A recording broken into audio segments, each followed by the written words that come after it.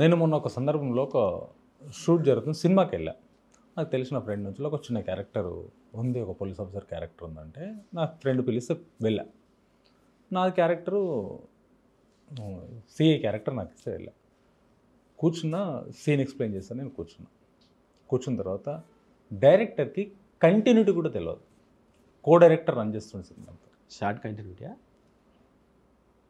కో director సినిమాని run చేస్తున్నాడు, director పేరుకి డైరెక్టర్. అంటే ఒకటి ఉందండి ఇక్కడ, షార్ట్ కంటిన్యూటీ డ్యూటీ కో డైరెక్టర్దే. కో డైరెక్టర్దే షార్ట్ కంటిన్యూటీ డ్యూటీ, లొకేషన్ కో డైరెక్టర్దే. లొకేషన్ కో డైరెక్టర్ ఒప్పుకుంటాను ఈ విషయాన్ని. అయితే ఏంటంటే డైరెక్టర్కి కూడా దాని మీద కమాండ్ ఉండాలి, దాని మీద చాలా కమాండ్ ఉండాలి. కట్ చెప్పే టైంకి ఇలా అనే టైం కట్ అయింది అనుకో, అతను ఇలా ఉన్నాడు అని ఉండాలి. తెలియక ఇలా ఉన్నాడు అని కూడా పెట్టించే వాళ్ళు ఉన్నారు, లేకపోతే ఇలా పెట్టించే వాళ్ళు. బట్ ఇంతకుముందు గతంలో, ఇప్పుడన్నీ డిజిటల్ కాబట్టి రివైండ్ చేసి ఫార్వర్డ్ చేసి చూసుకుంటాం కదా. మేము డైరెక్టర్ దగ్గర పనిచేస్తున్నప్పుడు నెగిటివ్, అప్పుడు స్టిల్ ఫోటోగ్రాఫర్ మీద ఆధారపడి ఉండాలి. ఆడిపోతే ఎప్పుడు ప్రింట్లు వేసుకొని వస్తారో తెలియదు. మేము కంటిన్యూటీలు చెప్పాలి, షార్ట్లు చెప్పాలి. ఇప్పుడు డిజిటలైజేషన్ అయిన తర్వాత కొంచెం ఆ బద్ధకం పెరిగింది. రివైండ్ చేసి చూసుకోవచ్చులే, అక్కడే చూసుకోవచ్చులే అని ఉండేది. వర్క్ స్టైల్ మారి ప్లస్ మైనస్ అయ్యింది. మైనస్ ఇది ఇప్పుడు మీరు చెప్పి. ఇప్పుడున్న డైరెక్టర్ ఆ రోజు చూస్తే కంటిన్యూటీ తెలియదు, షార్ట్ డివిజన్ తెలియదు. నెక్స్ట్ ఏ సీన్ ఉందో కూడా నీకు కంప్లీట్ ఉంది కదా, you are the director. Cinema pin to pin back drop ఏం కావాలి, ఎలాంటిది కావాలి, ఏ లొకేషన్ కావాలి, వెనకాల ఎలాంటిది కావాలి, నువ్వు మొత్తం ఆల్రెడీ వేసుకొని ఉంటావు. లేకుంటే నీకు ఒక స్కెచ్ అనేది ఉంటుంది. కూర్చొని సరే పెట్టండి, ఏదో పెట్టండి. అది జడ్జిమెంట్ షార్ట్ జడ్జిమెంట్ లేకపోవడం. ఎక్కడి నుంచి స్టార్ట్ అవుతుంది, ఎక్కడ ఎండ్ అవుతుంది, ఏ షార్ట్ ఫస్ట్ తీద్దాం అనుకుంటాం ఏంటి, దానివల్లనే కదా ప్రొడ్యూసర్ నాశనం అయిపోయేది. అప్పుడు అట్లాంటప్పుడు ఆ ప్రొడ్యూసర్ ఆ డైరెక్టర్ సెలెక్ట్ చేసుకోకూడదు. లేదు, ఎలాగో డబ్బులు పెడుతున్నాం కదా, ఓ రోజు టెస్ట్ షూట్ చేసుకోవాలి. అందుకని బయట నుంచి డబ్బులు పట్టుకొని వచ్చి సినిమా తీస్తామని కూర్చోవద్దు. సినిమా గురించి తెలుసుకొని సినిమా. దీంట్లో ప్యాడింగ్, నేను వెళ్ళిన దాంట్లో ప్యాడింగ్ కూడా అందరూ పెద్దవాళ్ళు. అందుకనే బయట నుంచి వచ్చే ప్రొడ్యూసర్ ఏం చేయాలంటే, టక్కున జేబులో డబ్బులు పెట్టుకొని వచ్చి సినిమా తీస్తే ఇట్లే ఉంటుంది.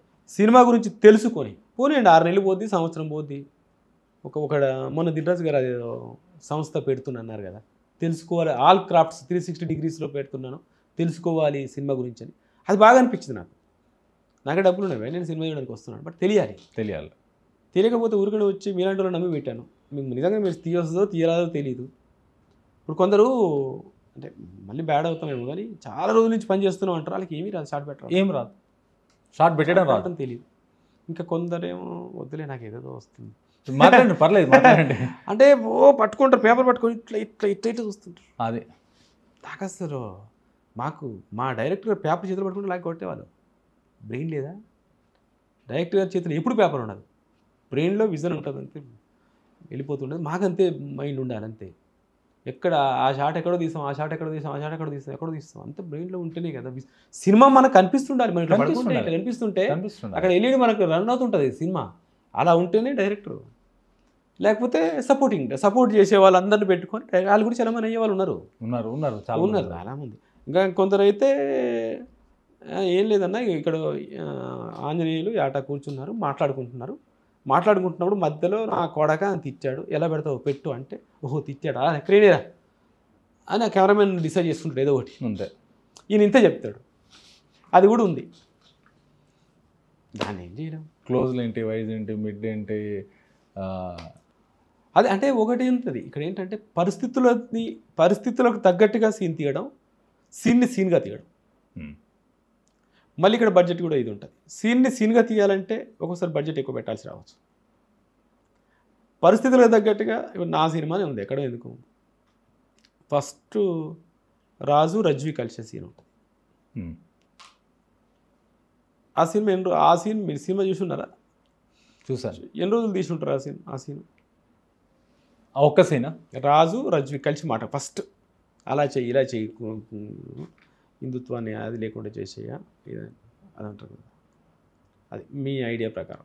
నా ఐడియా ప్రకారము 3 days పెట్టి ఉంటుంది. ఇప్పుడు నాకు ఎలా చెప్పాలి అర్థమవుతలే. 1.5 hourలో తీసేసా. 1.5 hourలో తీసారా? లైటింగ్కు మావాడు కొంచెం టైం తీసుకున్నాడు, మా డిఓపి కొంచెం టైం తీసుకున్నాడు. ఎందుకంటే అది ప్యాలెస్లో మెయిన్ హాల్ సెంటర్లో అటు ఇటు అన్నీ ఓపెన్ ఉంటాయి, తప్పదు కదా, టైం తీసుకున్నాడు. నా పరిస్థితి ఏంటి, ప్యాలెస్ ఆ రోజుకి లాస్ట్. అక్కడి నుంచి మనం మైసూర్ నుంచి వచ్చేసేయాలి. అసలు నేను అలా తీద్దాం అనుకోలే సీన్. అసలు నా మైండ్లో నేను తీద్దాం అనుకోని నేను సీన్ కాదు అది. రజ్జు వచ్చి ఫస్ట్ కాళ్ళ దగ్గర కూర్చుంటాడు. నిజాంకి పాన్ ఇష్టం, ఇతను పాన్ మడత పెట్టి ఇస్తుంటాడు. అతను కాళ్ళ దగ్గరనే కూర్చొని డైలాగ్ చెప్తూ మధ్య మధ్యలో నిజాం బూట్ని ఇలా అంటుంటాడు. ఇదంతా నేను క్రియేట్ చేయాల్సిన అవసరం ఉంది నాకు. అలా తీయాలంటే 2 రోజులు 4 రోజులు పడుతుంది. నేను ఆవిడ వెళ్ళిపోవాలి అక్కడి నుంచి. నెక్స్ట్ మకరంద డేట్ లేవు, రాజార్జున డేట్ లేవు. నాకు ఏం చేయాలి, గంటన్నరలో తీసాను. అందుకే నిలబడే ఉంటారు, కూర్చుని ఉంటాడు అంతే. ఉన్న దాంట్లో నేను కొంచెం యాంగిల్స్ కట్ చేశాను కాబట్టి అది తెలియకుండా మాయ చేశాను. ఒక మాట చెప్పాలంటే మాయ చేశాను. బట్ నేను అస్సలు సాటిస్ఫాక్షన్ కాదు కదా నాకు. అది చూసినప్పుడల్లా నేను అది తిరుగుతాను, అనవసరంగా ఇక్కడ మిస్ అయిపోయాను రా బాబు అనుకున్నది పర్లేగా. అంటే నాకు విజన్ కళ్ళలో వేయలేదు. ఇంతకుముందు చెప్పాను స్క్రీన్ ప్లే కూడా నేను ఏదో ఫీల్ అయ్యా. నేను స్క్రీన్ ప్లేలో నా సినిమా ఫస్ట్ ఓపెనింగ్ చెప్తా, ఎవరు చెప్పలేదు, సందర్భం వస్తుంది చెప్తున్నా. ఒక అమ్మాయి ఒక కారు హైదరాబాద్ మోడర్న్ ఇప్పటి హైదరాబాద్లో ఒక కారు అలా వెళ్తూ ఉంటుంది.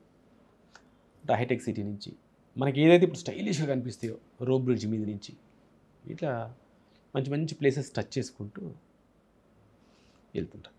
యూనివర్సిటీ ఉస్మానియా యూనివర్సిటీ ముందుకు వెళ్తాం. ఆగానే ఒక అమ్మాయి అందులోంచి అలా యూనివర్సిటీని చూసుకుంటూ దిగుతుంది, చేతిలో ఫైల్ ఉంటుంది.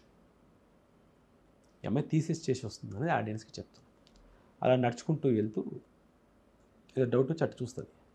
చూస్తే ఒక విఐపి కార్ ఉంటుంది, దానికి నేషనల్ ఫ్లాగ్ ఉంటుంది కదా, అది పైన స్క్రూ ఊడిపోయి ఇట్లా తలకిందులు పడి ఉంటుంది. ఈ అమ్మాయి అక్కడికి వెళ్తుంది. వెళ్ళి ఆ జెండాని పైకి పెట్టి ఫిట్ చేయడం కోసం ట్రై చేస్తుంటాడు. అప్పుడే కారు ఎక్కడానికి వేయికి వచ్చి అది ఆ పైన స్క్రూ ఊడిపోయిందమ్మా, అది ఉండట్లేదు, వదిలేసి అంటాడు. ఈ అమ్మాయి జడ రబ్బర్ తీసి దాన్ని మొత్తం టైట్ పెట్టేసి నిలబెట్టి, ఎన్నో పోరాటాలు చేసి సాధించుకున్నా సార్, ఆ గౌరవాన్ని మనం తలకిందులు చేయకూడదు అని చెప్పి అలా వెళ్తుంటే అతను అడ్మైరింగ్గా చూస్తాడు. డ్రైవర్ అలా చూస్తూ సల్యూట్ చేస్తాడు. ఆ అమ్మాయి అటువైపు వెళ్తూ ఉంటే యూనివర్సిటీ డోర్ వైపు వెళ్తూ ఉంటే యూనివర్సిటీ పైన నేషనల్ ఫ్లాగ్ ఉంటుంది సైషన్లో. ఈ అమ్మాయి బ్యాక్లో, ఈ అమ్మాయి ముందు, అంటే ఈ అమ్మాయితో పాటు నేషనల్ ఫ్లాగ్ సల్యూట్ చేసినట్టు. ఓకే. కట్ చేస్తే ఒక డాక్యుమెంట్స్ రూమ్లో ఒక ప్యూర్ క్యారెక్టర్ టక ఫైల్స్ చదువుతుంటాడు, ఆవేశంగా ఉంటాడు. క్లర్క్ అంటాడు, మలేష్ ఎందుకు అంత ఆవేశంగా చదువుతుంటే, పునీత మేడం వచ్చింది సార్. అరే రీసెర్చ్ చేసి ఎన్ని రోజులు అయింది సార్, 2 సంవత్సరాల నుంచి తిప్పించుకుంటున్నాడు సార్ ప్రొఫెసర్ సార్. ఆ థీసిస్ ఓకే చేస్తలేరు, ఏం చేస్తలేరు. ఈసారి ఇవాళ వైస్ ఛాన్సలర్ సార్ ఆల్ ప్రొఫెసర్స్తో మీటింగ్ పెట్టింది సార్, ఇవాళ ఓకే అయితే బాగుండు, ఆ ఫైల్స్ ఎత్తుతున్నా అని ముజీబ్ భాయ్ అందరికీ ఛాయ్ పెట్టు అని చెప్పాడు. సో అక్కడ మీటింగ్ స్టార్ట్ అవుతుంది. అక్కడి నుంచి మన సినిమా స్టార్ట్ అయింది. అయిపోయిన తర్వాత మధ్యలో ఒక దగ్గర ఈ ప్రొఫెసర్స్లో ఒకరు ముస్లిం ఉంటారు, ఒకరు హిందూ ఉంటారు, ఈ ప్రాంతం వాళ్ళు మాట్లాడుకుంటూ అలా లేదు ఇలా లేదని వాళ్ళ మధ్యలో గొడవలు పడి ఇట్లా విడిపించడానికి వెళ్ళిన మలేష్ని ముజీబ్ని ఇట్లా తోసేస్తే ఆ ముజీబ్ వెళ్ళిపోయి కిటికీ తగులుతాడు. తగిలి ఇక్కడ బ్లడ్ కారుతుంటాడు. ఈ మలేష్ పరిగెత్తుకుంటూ వెళ్ళిపోయి కిచెన్లోకి వెళ్ళిపోయి అక్కడ ఏదో గుడ దొరుకుతుంది తీసుకొని ఆ పసుపు తీసుకొని వచ్చి ఇట్లా కట్టేసి కడతాడు. అంటే ఆ పసుపు ఇది అనడం వల్ల ఇదంతా కాషాయపు జెండాలాగా పసుపు జెండాలాగా ఉంటుంది. ముస్లింకి ఇట్లా దగ్గర తీసుకుని, ఏం సార్ మీరు కొట్టుకొని మమ్మల్ని మీరు అనవసరం గొడవలు పడి మమ్మల్ని తోసేస్తారు అంటే అర్థమైందా? మేము సమానమే, మామూలు జనాలుగా ఉన్నాం, మేము సమానమే. ముజీబ్ మలేష్ ఇంత మీనింగ్ వచ్చుకుంటూ థీసిస్ చేసుకుంటూ ఉంటుంది. నేను చేయలేకపోయా. ఎందుకంటే నాకెవడో అడ్డుపడ్డాడు, నేను సినిమా కంప్లీట్ చేయాలి. ఇట్లా సాటిస్ఫైడ్ అవ్వకుండా డైరెక్టర్ చేస్తూ నా టైం బాగుంది అనిపించుకున్నా మీ అందరితో. లేకపోతే ఇంకా ఘోరం అయిపోయింది కదా. ఇట్లాంటివి జరుగుతుంటాయి. దానికి ఎవరేం చేయలేము. ప్రాక్టికల్గా వచ్చే ప్రాబ్లమ్స్ చాలా ఉంటాయి.